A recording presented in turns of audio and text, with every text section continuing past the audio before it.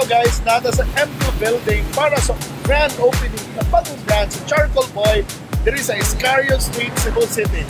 So, naraan pa po oysters o uban pang mga grilled dishes. So, smoky restaurant para sa imuha. So, tanawa ni. Yay!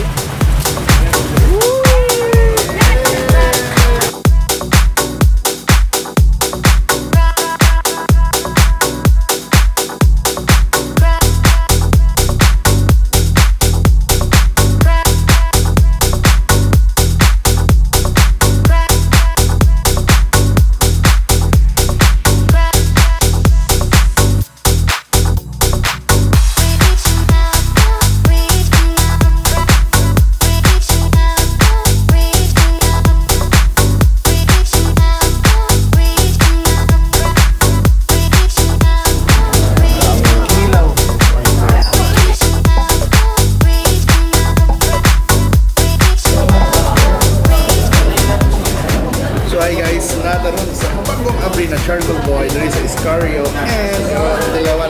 So Dilawan specialty. Talaba. Oysters. Talaba.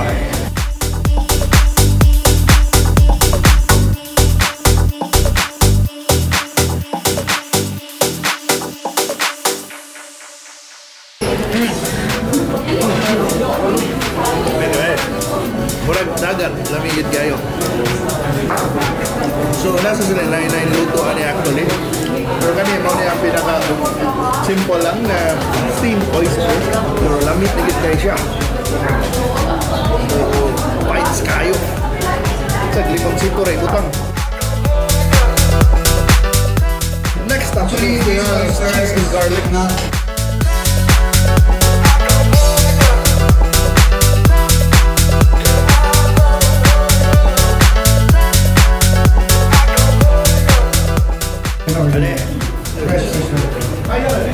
That's the Rockefeller.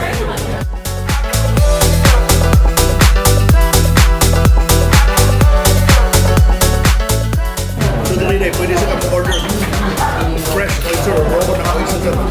So dapat lang flavor ang baked hot chili oyster. Yung dalawa.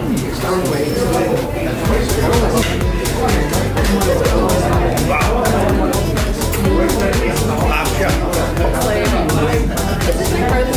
So next up, ang dilawan ng ilang kinilaw. Ilaw. So, paborito ko ng Mayor Tomas Menia, right? Alang ilang, diba? Salang suka.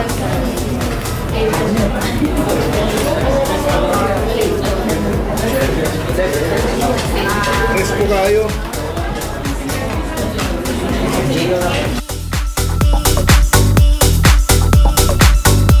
Charcoal Boy ganun, so di ka na pwede na mawa ang mga grilled items. So nasa ko sa chicken, pork. So actually, naman nila mga pork belly, liempo, and other grilled stuff na makalingaw. And actually, sulit yung kaya siya sa good alternative to like a place like Manglasan. And also, Guan.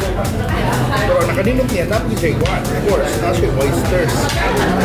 This is really, really, really good. Nasa sila yung mga value meal. Nanay barbecue, nanay oyster. So, ano na yung dalawa.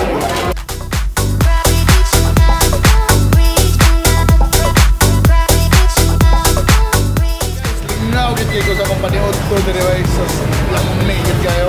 Ang nakalamig sa Charcoal Boy guys, sila rin ay combo meal na only rice na napay barbecue, napag yung oyster.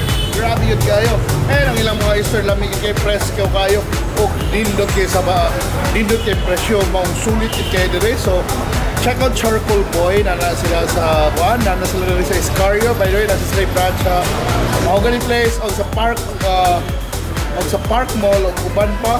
Plus, ang ilang pinakabagong branch na rin sa M2 building sa Iscariot Street. So, thank you so much for watching. So, kung ganahan mo rin mo kaon, tell me what's your favorite here. And also, kung wala mo ka subscribe na. So, thank you so much for watching once again. And see you sa atong sunod ng mga food trips. Bye-bye!